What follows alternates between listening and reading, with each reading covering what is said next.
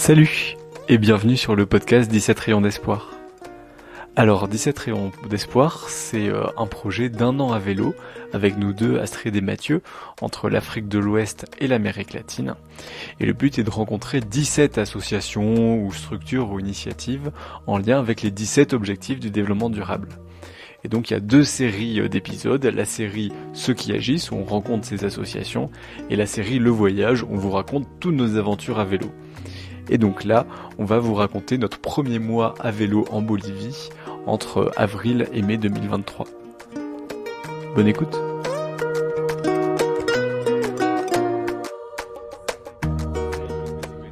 De Sénégal à Bénin. Deben tener buenas piernas. Very good legs. Sí, por supuesto. Tanta bicicleta, wow. Para descubrir el país, Por supuesto. la cultura. Debe ser divertido, ¿no? Sí. Pero en la noche es muy frío. Pero en la noche se debe quedar en algún lugar. No creo que sigan pedaleando.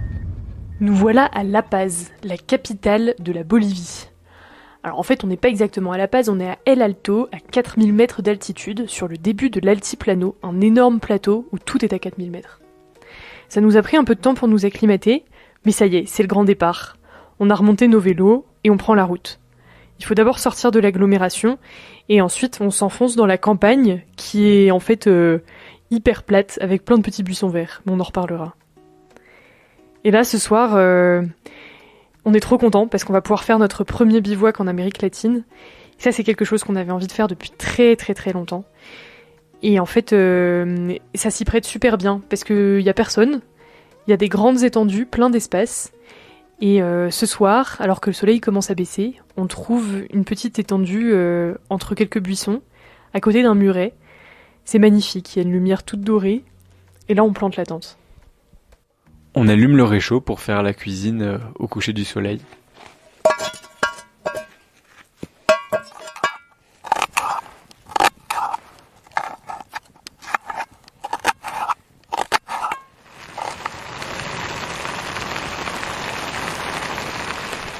Et puis la nuit tombe, il commence à faire froid, alors on fera la vaisselle le lendemain.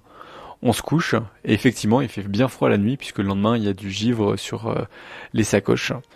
Et le soleil revient vite, et avec ça la chaleur, et donc on peut quand même se doucher et faire la vaisselle en pleine nature.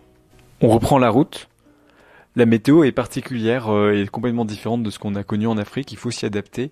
Il fait en fait chaud le jour puisque le soleil tape très fort même si le fond de l'air reste assez frais. Et la nuit, il fait bien froid. Et en fait, la période qui est très agréable, c'est entre les deux, le matin vers 10h et à la fin de l'après-midi vers 16h. Après les 2 premiers jours de vélo pour quitter La Paz, on arrive à la première ville qui arrive sur la route, c'est Patacamaya. Patacamaya, c'est une ville conçue uniquement pour les routiers et les camions qui passent par là.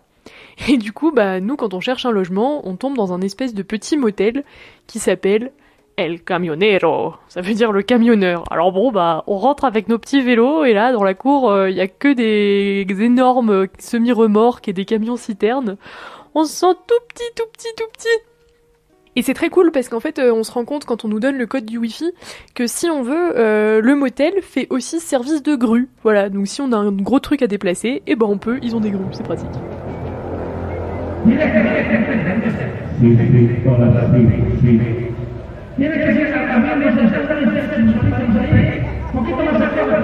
Alors là, je suis en plein dans l'altiplano. Et en fait, Astrid a un problème avec son pneu et on avait dû changer la chambre à air, mais en fait la nouvelle chambre à air était déjà percée. On a fait plein de réparations, mais là ça a encore pété. Ce qui fait qu'on se retrouve un peu au milieu de nulle part sans chambre à air ni moyen de réparer pour Astrid. Donc Astrid est partie en stop parce qu'on est à 25 km de Patacamaya, la ville dont on est parti ce matin. Donc Astrid est partie en stop pour trouver du matériel de réparation. Et moi je l'attends, donc on va voir ce qui va se passer. Je suis finalement revenue avec une nouvelle chambre à air, mais qui ne pouvait pas s'adapter à mon vélo. Du coup, on a dû rester 24 heures en essayant de bricoler avec ce qu'on avait. Ça marchait vraiment pas, donc Mathieu, de son côté, a de nouveau fait du stop pour retourner à Patacamaya avec ma jante. Et il s'est retrouvé à percer ma jante à la perceuse pour pouvoir l'adapter aux chambres à air qu'on avait trouvées sur place.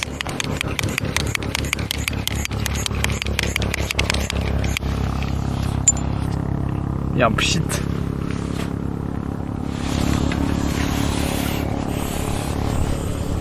Allez. On reprend la route en direction d'un village qui s'appelle Sarama. Pendant 5 jours, on enchaîne les bivouacs tous les soirs. Heureusement qu'on est bien couvert parce que les nuits sont de plus en plus fraîches et on a même l'eau qui commence à geler dans la gourde chaque matin. Le paysage est magnifique, on voit un immense volcan, le volcan Sarama au loin, et on s'en approche jour après jour. Par contre, c'est très désertique et on ne croise pas un village tous les jours, ce qui nous pose quelques problèmes, notamment pour s'approvisionner en nourriture. Dans les quelques boutiques qu'on croise, et encore on en a croisé je pense 2 en 5 jours, on doit s'adapter, on trouve pas forcément les aliments qu'on veut. Donc à la place d'un pot de miel, on se retrouve avec des mini tubes de dulce de leche, une spécialité du coin. À la place du pain, on trouve des espèces de gâteaux secs sur lesquels on fait nos tartines et nos sandwichs. Bref, on se débrouille et tous les soirs on mange la même chose, nos fameux spaghettis della mamma, puisqu'ils ont l'avantage d'être faits à partir de spaghettis qui se conservent très bien, de boîtes de thon, c'est assez pratique.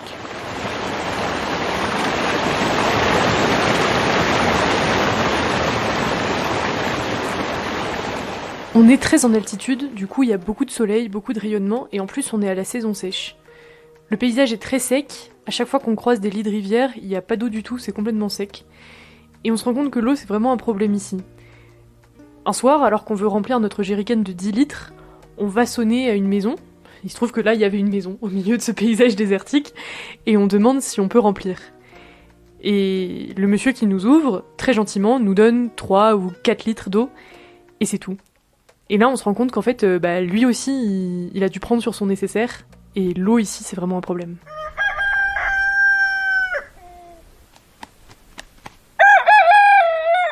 Et donc après une grosse semaine à pédaler dans l'altiplano, on arrive enfin à Sarama. Alors on arrive bien fatigué et avec le froid, on avait quand même quelques engelures aux doigts, donc on n'était pas en pleine forme quand même. Et Sarama, c'est donc un tout petit village, mais quand même assez touristique, dans un cadre magnifique. C'est-à-dire qu'au milieu de cet altiplano très plat, il y a des immenses volcans dont les sommets sont enneigés. Des volcans qui culminent à 6000 mètres. Et Sarama, donc c'est un petit village entouré de 3, 4, 5 gros volcans, dont le fameux volcan Sarama. Et dans cette plaine, cette vallée entre les volcans, c'est une plaine d'herbes assez verte, avec quelques ruisseaux, des lagunes et plein de lamas et d'alpagas. Et donc on a notamment vu un alpaga tout mignon qui est venu nous voir, et vous allez entendre son bruit qui est très spécifique.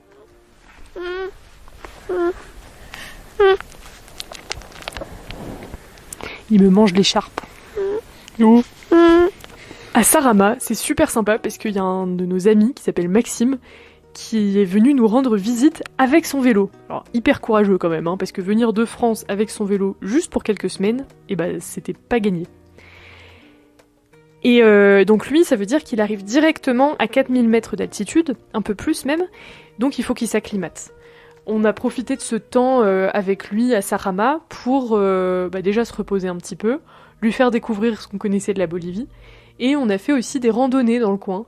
Et notamment, une fois, on est passé à plus de 5000 mètres. Heureusement, il y avait les feuilles de coca pour pouvoir s'acclimater plus vite. Du coup, je suis arrivé à La Paz il y a exactement une semaine. Et aujourd'hui, je pense que c'était peut-être le premier jour où j'avais pas du tout mal à la tête en me levant. Moi, Sarama, on a fait des petites balades progressivement de plus en plus intenses, jusqu'à une très chouette balade dans 3 lacs. On a vu plein de plantes très particulières. On a vu des gigognes, on a vu un viscache. C'était très chouette. Avec un très gentil Belge. Au cours de ces randonnées, on a aussi découvert des sources chaudes et des geysers dans lesquels on a pu faire cuire des œufs. Et ça nous a fait des super œufs durs, franchement dignes de haute cuisine.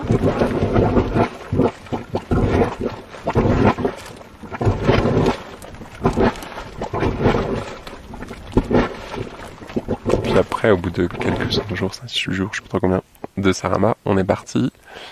Et je pense qu'on était tous contents de partir, même si Sarama c'était très chouette. Et j'étais un peu stressé de savoir si toutes les affaires allaient rentrer dans sac à dos plus sacoche, mais finalement tout va bien. Et ouais, on a vu une autruche hier. Oui, hier, il y a eu un épisode assez rigolo. On s'est arrêté dans un village pour demander de l'eau. Alors déjà, le village, il était fermé de partout. Il y avait qu'une seule rue qui était ouverte. Quand on est rentré, il y avait des bourrasques de vent avec du sable qui soufflait partout. Ça faisait ambiance ville hantée, ville fantôme. Bref, c'était très bizarre. Et en fait, c'est une petite dame qui nous a ouvert. Et elle était trop chou. Quand elle nous a ouvert, elle portait un lama sous le bras. Et on a commencé à discuter, elle avec son bébé lama. C'était très marrant. Et elle nous a donné de l'eau, donc c'était cool.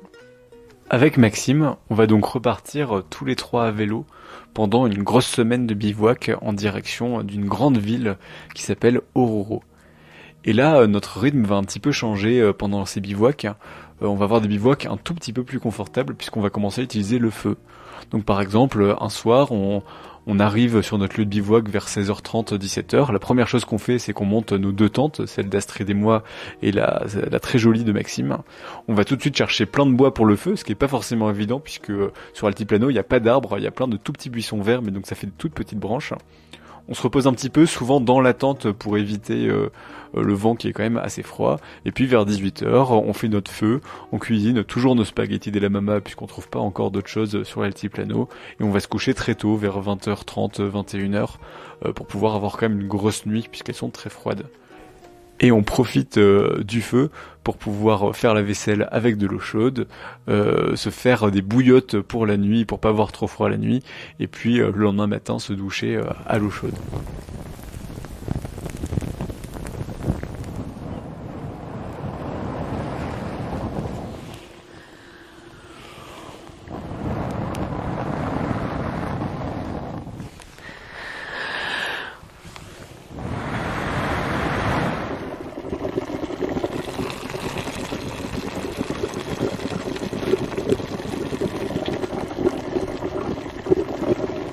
Mais le lendemain matin, petit événement particulier, on ne se fait pas réveiller par le réveil, mais on se fait réveiller par un gars qui était là au milieu de nulle part, sûrement un éleveur de lamas. On n'a pas trop compris ce qu'il voulait nous dire, mais il nous a parlé à travers la paroi de la tente. Oruro, no, ahorita Oruro van a demorar hasta, para mí parece que pueden llegar hasta las 6, 7 de la tarde, por lo mucho tardar así, pueden llegar así, pues yo veo. Ah, ok. Sí, pero a ver cómo avanza, pero eso estoy calculando más o menos la llegada hasta Oruro. De aquí, digamos, partes a las 9, 10, digamos, 11, 12, 1, 2, 3, 4, 5, 6, 7 puede estar 9 horas, no mucho, pero, Ok. así estoy viendo. Ok. Pero cómo será. Bueno, suerte.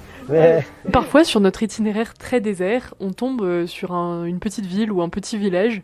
En général, c'est des maisons en briques de 1 ou 2 étages, pas plus. Souvent assez désertiques, en fait, on a l'impression que beaucoup de gens ont arrêté de vivre à la campagne pour aller à la ville. Et ce soir-là, à Turco, on a eu trop de chance, parce qu'en fait, on est tombé le soir de la fête du collège local. Et là, il y a eu une grosse fanfare, c'était génial.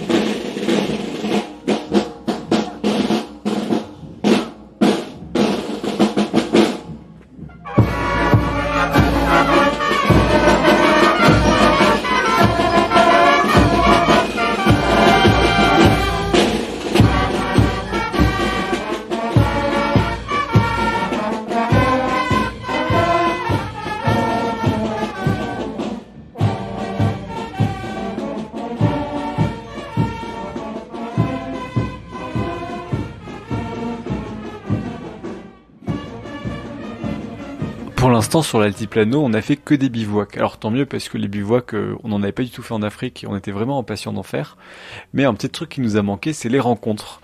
Parce que c'est quand même un endroit qui est très désert et les Boliviens nous paraissaient un tout petit peu plus timides que ce qu'on avait pu connaître en Afrique. Et donc plus difficile de faire des rencontres et on n'arrive pas à dormir chez les gens. Il y a juste une rencontre qui nous a vraiment marqué. C'est Felipe. En fait, un soir, donc on plante comme d'habitude la tente et il y a un monsieur qui vient nous voir d'un pas décidé. Alors nous, on s'inquiète un peu parce que on se dit bah mince, c'est qu'on n'a pas le droit de planter la tente ici, il va nous virer. Et pas du tout. Il s'appelait Felipe et il était venu voir en fait si on avait bien tout pour dormir. Alors on a dû lui montrer qu'on avait de la nourriture, qu'on avait de l'eau pour qu'il ne s'inquiète pas trop, qu'on avait des vêtements chauds parce qu'il était vraiment inquiet pour nous. Et donc on a un peu sympathisé avec lui, on a un peu discuté. Bon, il a commencé à vouloir vouloir faire un partenariat avec nous pour qu'on vende avec lui du quinoa en France, puisqu'il était producteur de quinoa. Bon, ça va pas se faire malheureusement, mais c'était quand même une très belle rencontre. 1, 2, 3.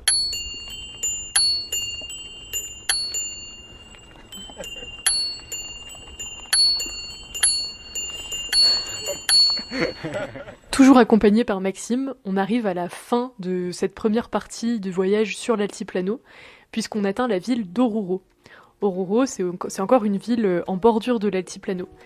Là, en fait, on décide d'y laisser nos vélos pendant que Maxime remballe le sien, et avec lui, on prend un bus pour aller jusqu'à Sucre, une ville qui est bien plus basse dans les montagnes, puisqu'elle est à 1700 mètres d'altitude seulement.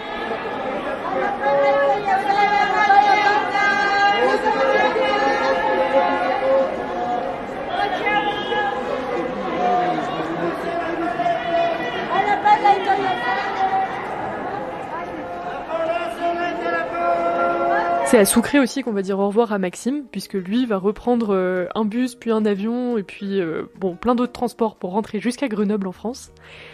Et nous, pendant ce temps-là, on remonte sur l'altiplano à Oruro, où on récupère nos vélos pour la deuxième partie du voyage en Bolivie.